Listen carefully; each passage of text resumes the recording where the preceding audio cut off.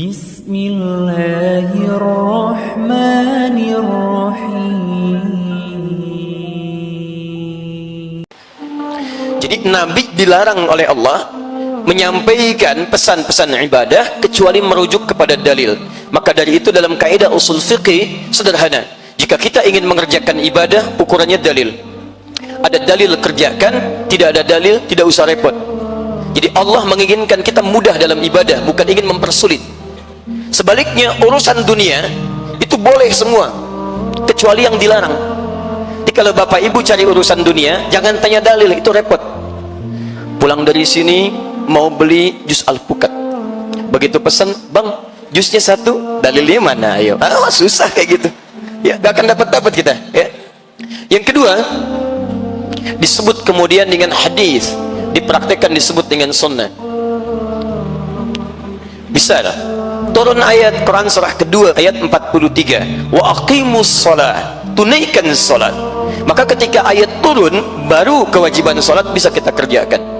Tapi persoalannya ayatnya ada, tapi caranya kan harus tahu kita.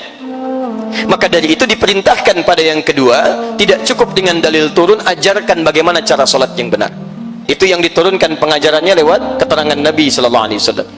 Jadi dalam pelajaran-pelajaran ibadah, satu, kita mesti merujuk ke dalil dulu. Kedua, kita mesti tahu bagaimana cara mengerjakannya.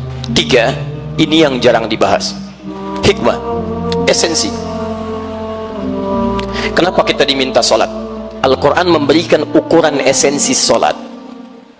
Di Quran surah ke-29 ayat 45, inna salata tanha anil fahsya iwal munkar. Sungguh salat itu bila benar dikerjakan akan menjadikan pelakunya baik, terbebas dari perbuatan keji dan mungkar.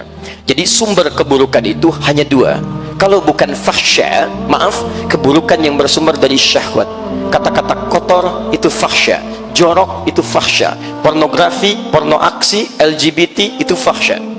Jadi mustahil ada orang sholat kemudian bisa berkata kotor. Kalau orang tidak sholat, dia kata-katanya kotor karena memang tidak sholat. Tapi kalau antum sholat, kata-kata antum kotor, ada yang salah dalam sholatnya. Walaupun bacaan sholat anda terlihat benar, gerakan sholat anda terlihat sempurna, tapi ada yang salah dalam pelaksanaan sholatnya. Mungkin anda, maaf, kurang memahami dari apa yang dikatakan dan dibacakan dalam sholatnya. Mungkar, maaf, perbuatan yang diingkari oleh hati kita, sumbernya nafsu perut dan akal. Dusta itu mungkar, berselisih itu mungkar, mencela itu mungkar, korupsi itu mungkar, segala perbuatan kotor itu mungkar, bersumber dari nafsu perut dan akal. Jadi mustahil ada orang sholat bisa mencuri, ada orang sholat bisa berdusta, ada orang sholat bisa gosip. Mustahil, bu, mustahil. Itu hikmahnya. Nah, kalau persoalan sholat kita tidak menghasilkan esensi ini, maka ada yang salah, bukan sumbernya, tapi ada sindiran di Quran. Salah satunya halus tapi tajam. Ada orang sholat yang tidak memahami, mengerti apa yang dibaca dan dilakukan dalam sholatnya.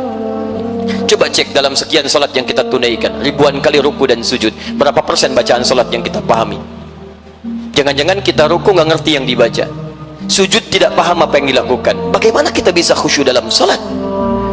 Ini poinnya.